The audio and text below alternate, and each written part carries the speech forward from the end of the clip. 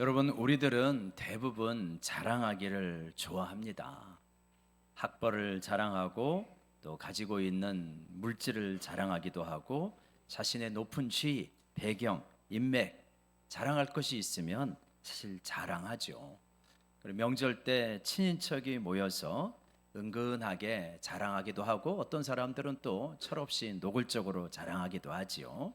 자식 자랑, 돈 자랑해서 마음이 친척들 간에 상할 수도 있습니다.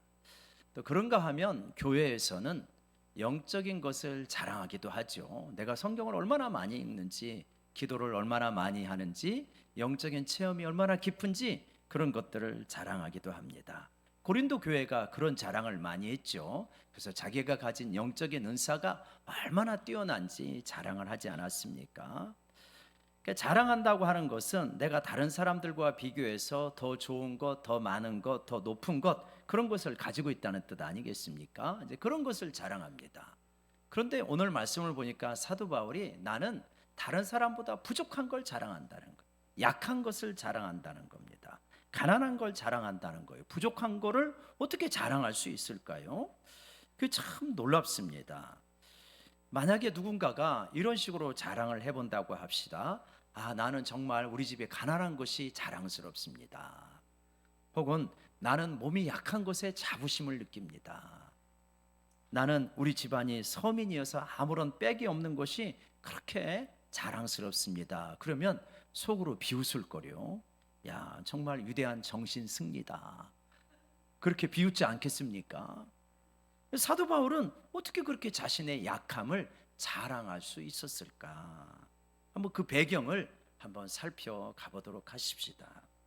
한번 12장 고린도후서 12장 1절 한번 같이 읽어볼까요? 시작. 무익하나마 내가 부득불 자랑하노니 주의 환상과 계시를 말하리라. 나는 부득불 불가피하게 자랑을 합니다. 뭘 자랑합니까? 자기가 놀라운 은혜 받은 거 자랑해요. 14년 전에 3층 천에 올라간 거를 자랑합니다.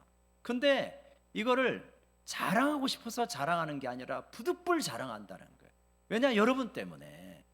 고린도 교인들이 사도 바울을 의심하고 있어요. 사도 바울의 사도권을 의심합니다. 사도 바울이 예수님을 제자들처럼 그렇게 따라다녔냐? 아니지 않느냐? 부활하신 예수님 만났다고 하지만 그거 확신할 수도 없고 예수님의 제자가 아니니까 사도가 아닌 것 같다. 그러니까 아니라는 거예요. 나는 정말 분명한 사도고 여느 사도가 갖지 못한 놀라운 영적 체험들을 한 사람이다. 지금 그 얘기를 부득불 자랑한다는 것입니다. 그러니까 왜 그러냐면 자기의 사도권이 의심이 되어지면 지금까지 자기가 복음을 전하여서 고린도 교인들을 믿음으로 세운 것 자체가 잘못하면 허물어지게 되니까. 그러니까 나 자신을 위해서 자랑하는 게 아니라 여러분의 신앙이 허물어지지 않도록 하기 위하여서 나는 부득불 자랑할 수밖에 없습니다. 그게 뭐냐?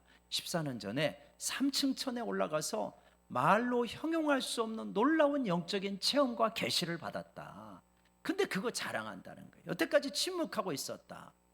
만약에 우리가 그런 체험했으면 얼마나 자랑하고 싶겠어요. 은밀하게 불러내가지고 누구한테도 말하지 마. 이건 당신만 알고 있어야 돼. 그러면서 이러이러한 것을 내가 경험해서 얼마나 자랑하겠습니까? 근데 사도 바울은 침묵하고 있다가 어쩔 수 없이 자랑한다. 이게 이제 그리스도인들의 성숙한 모습이죠.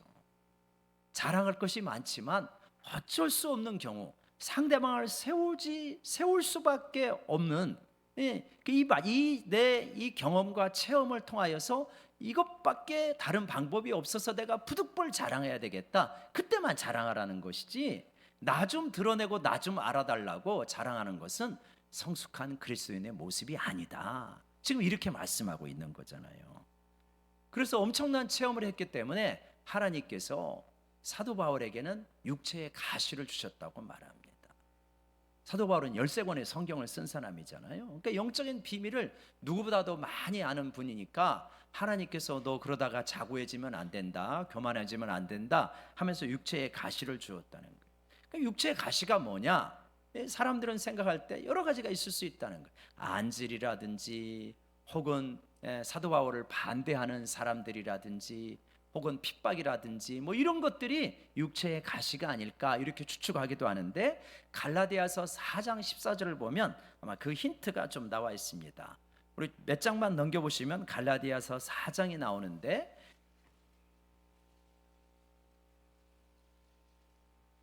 갈라디아서 4장 14절 한번 같이 읽어볼까요? 시작. 너희를 시험하는 것이 내 육체에 있으되 이것을 너희가 업신여기지도 아니하며 버리지도 아니하고 오직 나를 하나님의 천사와 같이 또는 그리스도 예수와 같이 영접하였도다.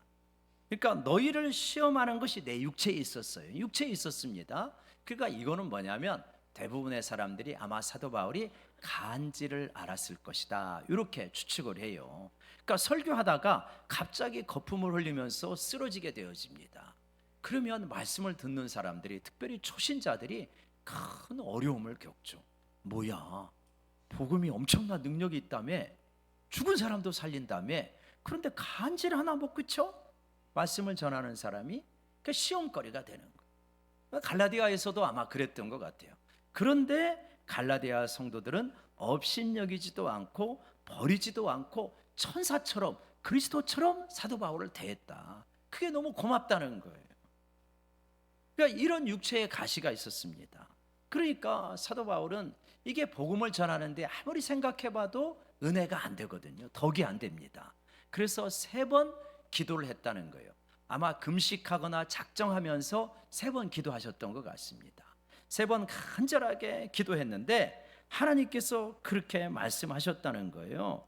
8절에 보면 내가 3번 주께 간구하였더니, 9절에 보면 나에게 이르시기를, 따라해 봅시다. 내 은혜가 내게 족하도다. 바울아, 그만 기도해라. 내 은혜가 너에게 충분해. 하나님 육체의 가시 좀 옮겨주세요 했더니, 아니다, 내 은혜가 내게 충분해, 그만 기도해라, 이렇게 말씀하셨다는 것입니다. 좀 섭섭할 것 같아요, 인간적으로. 우리 집은 어려서부터 많이 가난했어요. 내가 예수님을 알게 되었습니다. 주님을 사랑합니다. 그런데 이 가난이 오래되었기 때문에, 주님 제발 우리 집에서 좀 가난이 떠나가게 하시고 우리 집 좀 풍족하게 해주세요, 그렇게 작정하면서 기도하는데 하나님의 응답이 왔어요. 내 은혜가 내게 족하도다, 그만해라. 여러분 어떠세요? 좀 서운할 것 같아요. 내가 몸이 아픕니다. 그래서 좀 빨리 회복하고 싶어요. 그래서 작정하면서 기도하는데, 그만해라, 내 은혜가 너에게 충분한 거야. 조금 원망하는 마음이 들 수도 있죠. 근데 사도 바울이 그렇게 응답하셨다는 거예요. 왜 그러십니까? 왜 이렇게 응답하시는 거예요? 바로 그 이유가 나오죠. 그 뒤에, 이는 내 능력이 네가 약한 데서 온전하여짐이라. 주님의 능력이 네가 약할 때 온전하게 나타나는 거야. 사도 바울은 이 병만 없으면, 이 육체의 가시만 없으면 더 힘있게 하나님의 말씀을 전할 텐데, 이것 때문에 시험 드는 사람이 없을 텐데 얼마나 자신 있게 먼 곳을 다니며 복음을 더 열정적으로 전할 수 있을까? 그런 마음 때문에 기도했잖아요. 근데 아니라는 거예요. 네가 오히려 육체에 가시가 있고 네가 약하여졌을 때 내 능력이 온전하게 나타나는 거야, 이렇게 말씀하시는 거죠. 여러분, 뒤집어서 말하면 주님의 능력이 온전하게 나타나지 않는 까닭은 무엇이냐? 너무 내가 강하여서, 내가 너무 똑똑해서, 내가 너무 잘나가지고 주님의 능력이 잘 안 나타나는 거예요. 우리는 내가 똑똑하고 잘나고 힘 있어야 주님의 능력이 강하게 나타날 것 같은데, 그렇게 똑똑하고 잘나고 힘 있다 보니까 주님을 덜 의지하네요. 주님에게 덜 매달리네요. 그러니까 주님의 능력도 더 안 나타나. 우리가 생각해 보면 알아요. 옛날에 가난했을 때, 어렵고 힘들었을 때 주님에게 간절하게 기도했거든요. 근데 조금 먹고 살만하고 평탄해지니까 그렇게 절실하게 기도가 안 나와요. 그러니까 주님의 능력도 덜 나타나는 거죠. 그러니까 우리는 비유하자면 질그릇이고 이 안에 보배인 예수 그리스도가 있는데, 아니 질그릇 가지고 맨날 요리를 하니까, 이 질그릇 가지고 살아가려고 하니까 기껏 해봤자 질그릇이지 뭐. 근데 보배가 나타나야 삶이 풍성해지고 보배로워지는 건데, 질그릇 자랑만 하고 있으니까, 질그릇만 의지하니까 질그릇 정도의 영향밖에 안 나타난다. 사도 바울아, 네가 약한 거, 그것 때문에 네 안에 있는 보배의 능력이 나타나는 거야. 이렇게 말씀하시는 거죠. 여러분, 우리나라 아시아나 항공사하고 미국의 플로리다에 있는 그러한 이제 항공사하고 자매 결연을 맺어가지고 거기서 이렇게 이제 파이로트들을 이 양성하는 그런 프로그램이 있었다 그래요. 그래가지고 그러니까 이제 많은 사람들이 지원을 하죠. 거기 이제 가고 싶어가지고. 그래갖고 이제 시험이 필기 시험도 있고 실기도 있고 막 여러 가지 시험이 있을 거 아닙니까? 1차는 대부분 필기잖아요. 서류한 다음에 필기를 하게 되는데, 그럼 얼마나 뛰어난 사람들이 많이 지원했겠어요. 그 지원을 딱 했는데 필기 시험 1등부터 5등까지는 떨어뜨리는 거예요. 세상에 이런 법이 어디가 있어요? 1등부터 5등까지 합격시켜야지. 근데 이 사람들을 떨어뜨리는 거예요. 왜냐? 항공기 사고의 대형 사고를 보니까 다 필기 성적이 좋은 사람들, 머리가 똑똑한 사람들. 그래가지고 비행을 하다가 내 판단을 의지할 것이냐, 계기판을 의지해가지고 선택할 것이냐, 그런 어떤 혼란의 순간, 결정적인 순간이 온대요. 그런데 1등부터 5등짜리는 평상시에 자기가 똑똑한 거를 늘 의지하면서 살아왔기 때문에 자기 판단을 의지해가지고 결정을 내리는 거예요. 그래가지고 대형 사고가 나는 거예요. 근데 중간 정도 똑똑하고 덜 똑똑한 사람은 자기를 그렇게 의지하지 않습니다. 그래가지고 뭘 의지하는 거예요? 계기판대로, 매뉴얼대로 가는 거예요. 그래가지고 이 사람들은 큰 사고를 일으키지 않습니다. 여러분, 매뉴얼이 뭐요? 계기판이 뭐요? 하나님의 말씀입니다. 똑똑하면요, 하나님의 말씀과 내 경험과 내 지혜와 내 판단을 놓고 결정적인 순간에 이것 따라간다니까. 내 판단, 내 지혜, 내 경험, 이게 옳다는 거예요. 하나님 말씀이 아무리 그래도 그거는 하나님 생각이시고 2000년 전의 말씀이고 지금 이 시대에 이 상황에서는 내가 옳아요. 하나님 그냥 계세요. 이래가지고 인생의 대형 사고가 일어날 수 있다. 여러분, 결정적인 순간에 하나님의 말씀을 의지하는 덜 똑똑한 여러분 되시기를 바랍니다. 우리 옆 사람 바라보면서 축복합시다. 덜 똑똑한 게 복이었네요. 시작. 우리는 다 복받은 사람이에요. 그렇게 똑똑하지는 않잖아요. 그죠? 그래서 여러분, 약한 가운데서 하나님의 능력이 나타나기 때문에 내가 약한 거 자랑한다는 거예요. 그런데요, 또 하나의 말씀을 하셔요. 뭐라냐면, 그러므로 내가 약한 것이 있을 때 크게 기뻐한대요. 왜 그러냐면 10절 후반절 보면 나의 여러 약한 것들에 대해서 자랑을 하고 크게 기뻐하는데 이는 그리스도의 능력이 내게 머물게 하려 하심이라. 능력이 어떻게 한다고요? 머문다는 거예요. 여러분, 우리가 신앙생활 하면서 하나님의 능력을 한두 번 체험해 보지 않고 신앙생활 할 수 있을까요? 그렇지 않아요. 하나님의 능력을 한두 번 체험을 다 합니다. 그러니까 계속해서 신앙생활을 하죠. 근데 중요한 것은 뭐냐? 그리스도의 능력이 머무르면서 나타나냐는 거예요. 그러니까 지속적으로 나타나느냐. 근데 사도 바울은 자기에게서 그리스도의 능력이 지속적으로 이렇게 계속 사역 기간 내내 나타날 수 있는 게 뭐냐? 자기가 연약하기 때문에, 하나님을 늘 의지할 수밖에 없었기 때문에 그리스도의 능력이 머무르면서 나타나더라. 여러분, 우리가 이거 사모합시다. 하나님의 능력이 나타난 것을 체험한 사람들이에요, 대부분. 그런데 우리의 약점은 뭐냐면 머무르면서 나타나지는 않아요. 옛날에 나타나긴 했어. 지금 안 나타나. 이거 얼마나 아쉽습니까? 내가 간절하게 주님 의지할 때 능력이 분명히 나타나고 체험도 했고, 야, 어떻게 나를 통해서 하나님이 이런 일을 하실까 굉장히 기뻐했거든요. 근데 그게 옛날에 추억이 되면 안 된다는 거예요. 사도 바울은 그리스도의 능력이 머무르면서 나타나더라. 그래서 사도 바울은 정말 이런 것들을 자랑해요. 10절에 보면 그리스도를 위하여 약한 것, 능욕받는 것, 궁핍한 것, 박해받는 것, 곤고한 삶, 이런 것들을 자랑합니다. 이런 거 우리에게 주님께서 이래야 네 능력이 나타나, 내 능력이 나타나, 그러니까 너 이거 좀 간직하며 평생 살아가라 그러면, 아이고 주님 나 사양할래요. 능력 안 나타나도 좋으니까 나 그냥 부자로 평안하게 고통 없이 살게 해주세요. 이렇게 되어줄 수가 있거든요.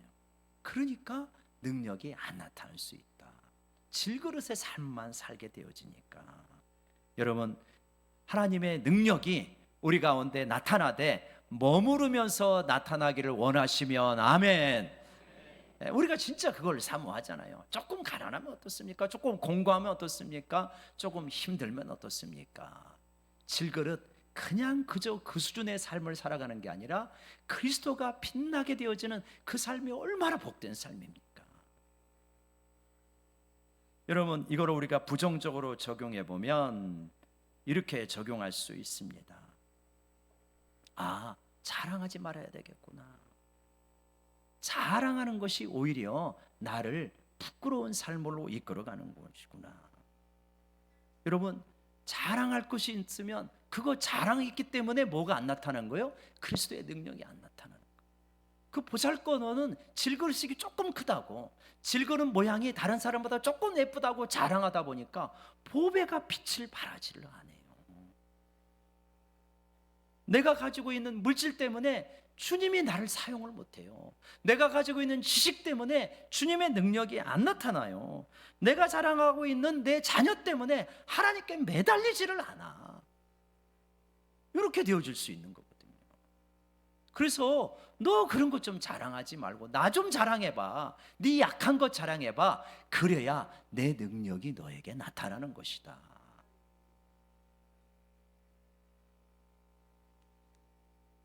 여러분, 긍정적으로 적용해 보면 이렇습니다. 여러분, 우리 가운데 몸이 약한 분들이 있습니까? 정말 그렇다면 몸이 약한 이때야말로 주님을 간절하게 의지할 수 있는 시간인 줄로 믿습니다. 몸이 약하고 좀 깊은, 쉽지 않은 질병에 걸리면 뭘 생각합니까? 죽음에 대해서 묵상하게 되어 있습니다.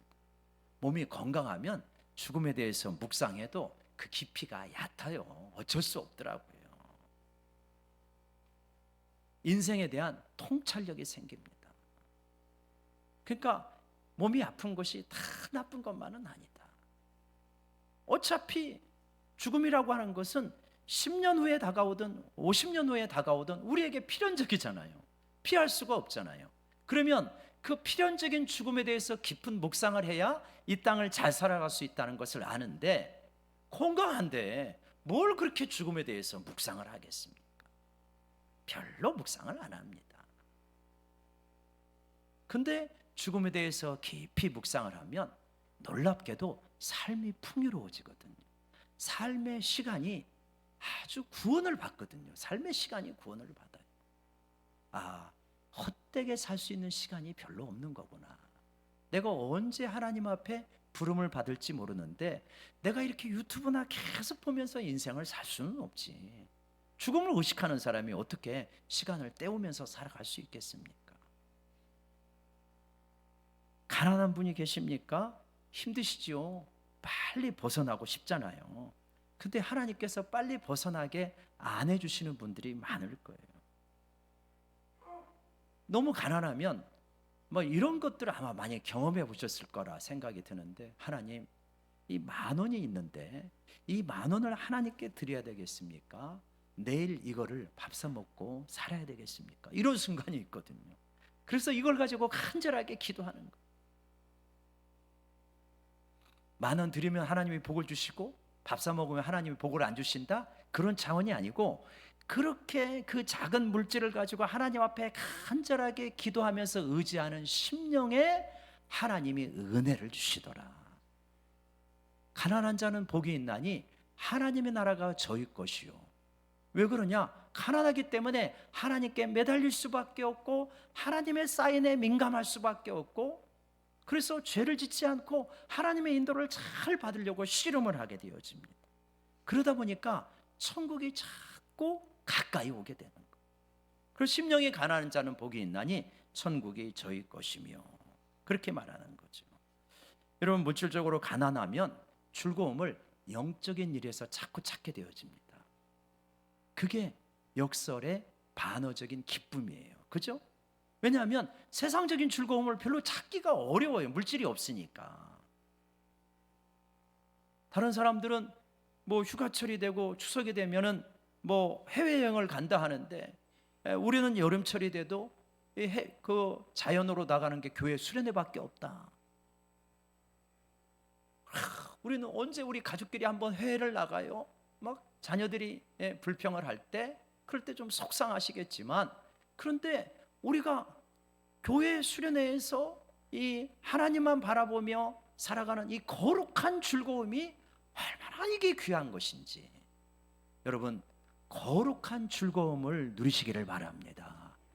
해외여행 다니는 거 나쁘다는 거 아니에요.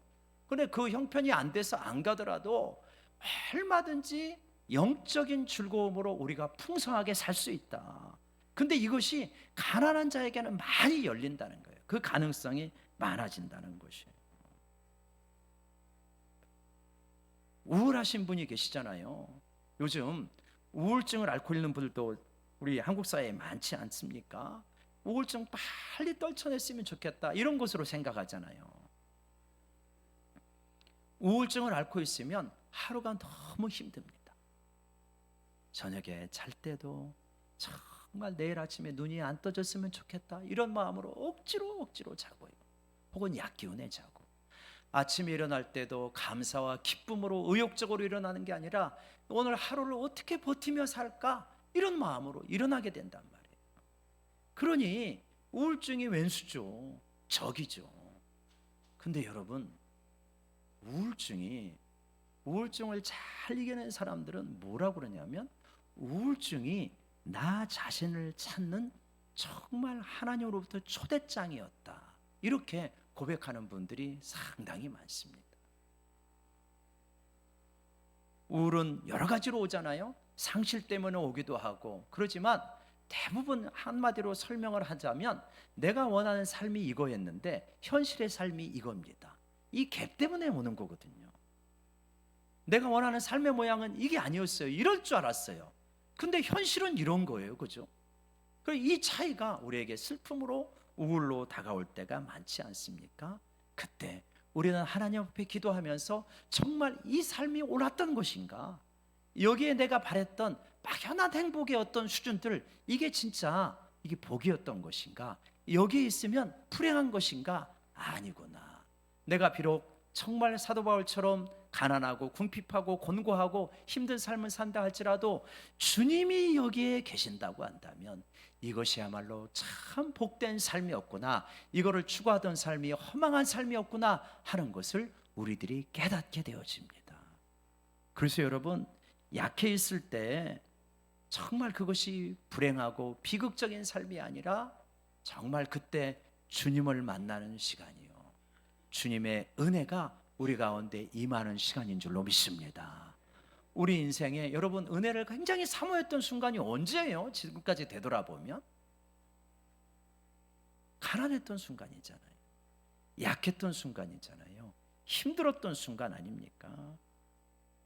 가장 절실한 기도 여러분 어디에서 드립니까? 도서관에서 드립니까? 해외여행 가는 비행기에서 드립니까? 인류 뷔페 식당에서 드립니까? 안 그럴 거요. 가장 간절하고 절실한 기도는 내일 수술을 앞두고 있는 병실에서 드려지더라고요.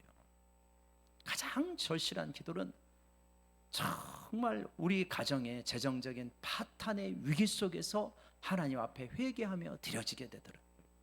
그래서 약해 있던 순간이, 약하고 힘든 순간이 어떤 순간이냐, 정말 강하여지는 순간이요, 주님이 가장 가까이 계시는 순간이더라. 여러분, 그래서 약해 있는 것이 비극이 아니라 그때야말로 주님을 체험할 수 있는 가장 복된 순간임을 믿으시기 바랍니다.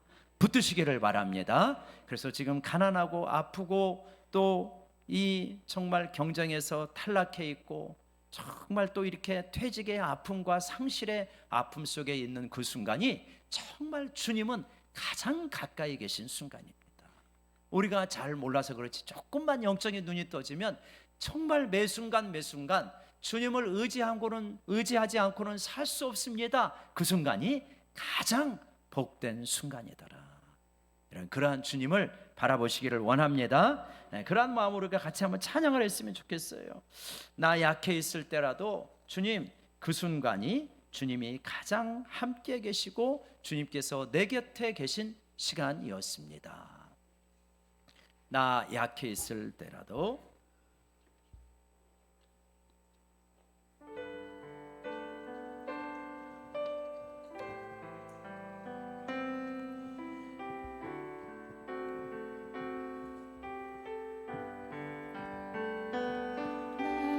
약해 있을 때에도 주님은 함께 계시고 나 소망이 될 때에도 주님은 내게 오시네. 나 시험 당할 때에도 주님이 지켜주시고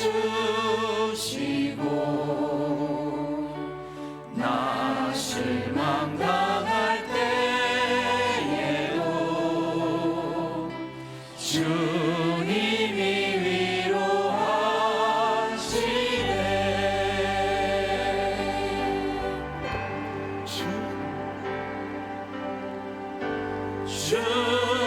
주님만이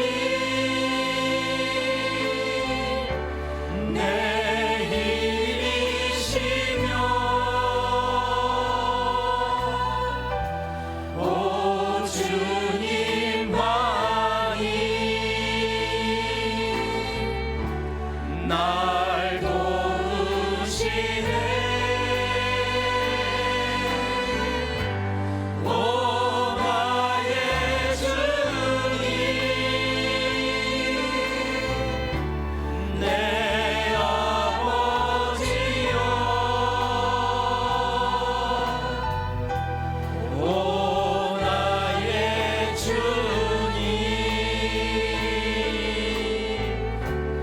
내 삶 주님만이 내 힘이시며 주님만이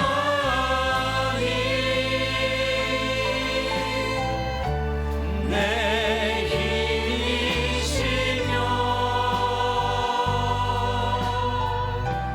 오 주님만이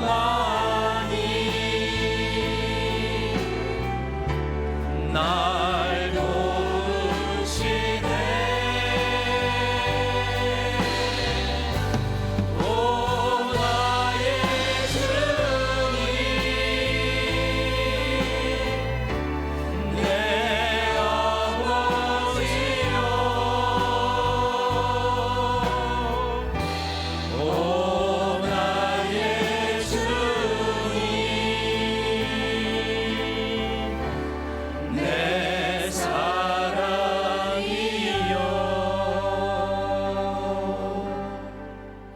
아멘. 고맙습니다. C.S. 루이스는 1차 대전에 참전을 하고 2차 대전을 두 눈으로 똑똑히 보았죠. 그래서 20세기 최고의 변증자 C.S. 루이스는 그런 고민을 했다고 해요. 하루에도 수만 명의 꽃다운 젊은이들이 죽어가는 이 비극적 현실, 이 기가 막힌 전쟁을 왜 하나님이 허락하셨을까? 내일이면 큰 전투가 벌어집니다. 그러면 독일의 20세 전후의 꽃다운 청년들과 영국과 프랑스의 꽃다운 젊은이들이 수만 명이 죽어갈 거예요. 왜 하나님께서는 전쟁을 막지 아니하고 이러한 것을 허락하셨을까? 그는 참호 속에서 또 이런 고민을 했던 사람이니까, 1차 대전에 참전했던 사람이니까, 그러면서 그는 이렇게 고백을 해요. 만약에 내일 대규모의 전투가 없이 이 젊은이들이 베를린 시내에 있고 런던의 시내에 있다고 해보자. 그러면 이 젊은이들은 이 밤에 어떻게 보낼 것인가? 대부분의 젊은이가 이 클럽, 저 술집을 다니면서 오늘 어떻게 이 밤을 즐거워할 것인가? 오늘 어떤 여성을 유혹하여서 이 밤을 보낼 것인가? 그렇게 보낼 것이다. 그러나 내일 전투를 앞둔 독일과 연합군의 이 젊은이들은 어린 시절에 배웠던 주 예수 그리스도의 십자가와 부활과 영생을 생각하면서 인생은 무엇이고 삶과 죽음은 무엇이고, 우리 가운데 대부분의 전우는 당신이 죽을 수도 있고 내가 죽을 수도 있고 그게 내일의 현실인데, 그렇다면 오늘 이 밤에 우리는 무슨 생각을 하고 무슨 대화를 할 것인가? 삶과 인생과 죽음과 영원한 삶에 대해서 생각하지 않겠고 대화하지 않겠는가? 이런 이야기를 하게 되어지죠.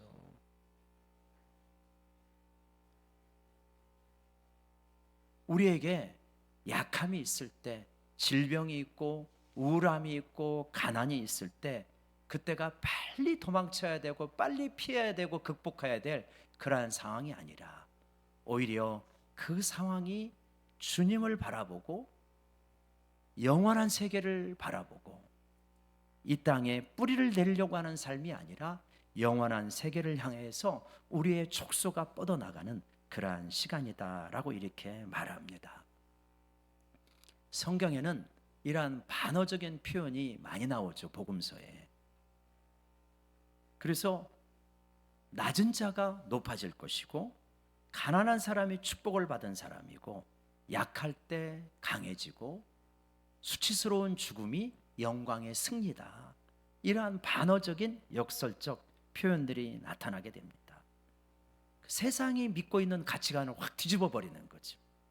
반어적인 상상력이다, 이렇게 볼 수 있습니다. 여러분, 세상은 가난하게 되면 참 복이 없어도 지지리도 없다, 이렇게 말할 수 있어요. 그런데 그리스도 안에서 가난한 사람들은 복이 있습니다. 왜요? 천국이 그들의 것이기 때문에. 여러분, 이 세상의 기준으로는 몸이 아픈 거는 가련한 거예요. 몸이 아파서 여행도 못 가고 맛있는 것도 먹지 못하고 그리고 즐겁게 살아가지는 못한다라고 말하는데, 성경은 오히려 역설적으로 반어적으로 이렇게 말합니다. 아픈 자가 복이 있다. 어쩌면 중병에 걸린 자가 복이 있다. 왜냐? 너희들은 너에게 필연적으로 다가오는 죽음에 대해서 누구보다도 깊이 묵상하고 영원한 하나님 나라를 꿈꾸기 때문이다. 우리 집에는 배경이 하나도 없어요. 어쩌면 그렇게 우리는 배경이 없는, 백이 없는 그러한 서민적인 집안인가? 그래서 살기가 참 힘들다, 이렇게 말할 때 성경은 오히려 그렇지 않다고 말합니다. 너희가 백이 없느냐? 든든하게 의지할 사람 한 사람도 없느냐? 너희가 복이 있다. 왜냐? 너희는 하나님 앞에 매달릴 수밖에 없기 때문이다. 그래서 너희의 백은 사람이 아니라 천지를 만드신 하나님이 너희의 백이요 배경이다. 내가 너의 삶에 동행하겠다라고 이렇게 말씀하십니다. 가난하고 아파서 많은 사람들과 어울리면서 즐겁게 여행도 다니고 맛있는 것도 먹고 이 세상의 쾌락을 누리지 못하고 그냥 홀로 외롭게 가족끼리 있는 사람들은 아유, 저 집은 좀 불쌍해 라고 말할지 모르지만 그렇지 않다. 주변에 사람들이 찾아오지 않는다 할지라도 너희가 정말 나를 갈망하고 나를 찬양하고 나를 기도하게 될 때 이 세상이 줄 수 없는 놀라운 영적인 기쁨을 너희의 삶 속에, 너희의 가정 속에 부어주겠다. 여러분 아멘이십니까? 이게 반어적인 상상력이에요. 이게 반어적인 소망입니다. 세상에서는 희망이 없다고 말할지 모르지만 하나님의 백성들에게는 세상이 알 수 없는 놀라운 희망이 있다는 거예요. 세상적인 기준으로는 오히려 낙심할 수밖에 없고 절망할 수밖에 없지만 아니다.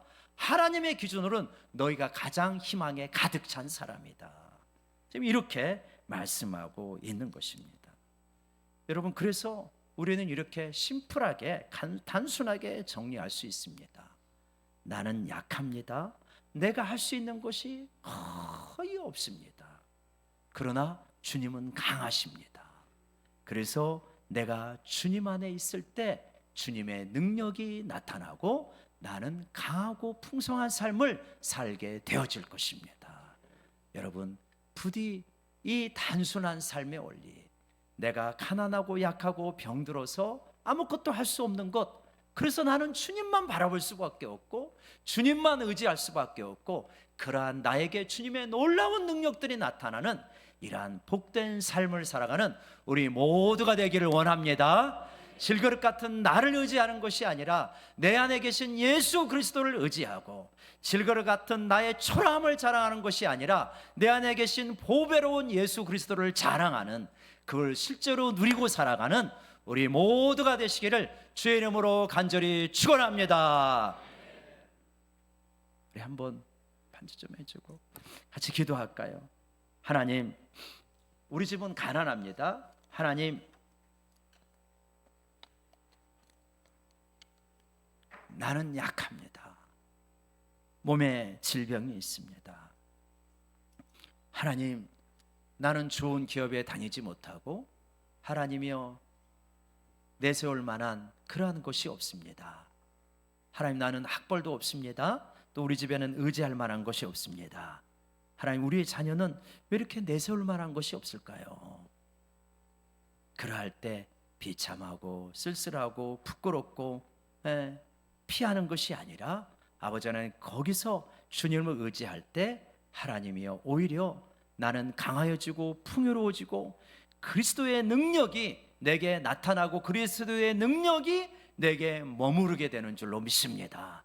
주여, 그러한 삶을 살게 하여 주시옵소서. 우리 말씀 적용하면서 한번 같이 기도하도록 하겠습니다. 같이 기도하십니다. 하나님, 아버지 하나님, 우리의 삶 주님 앞에 고백합니다.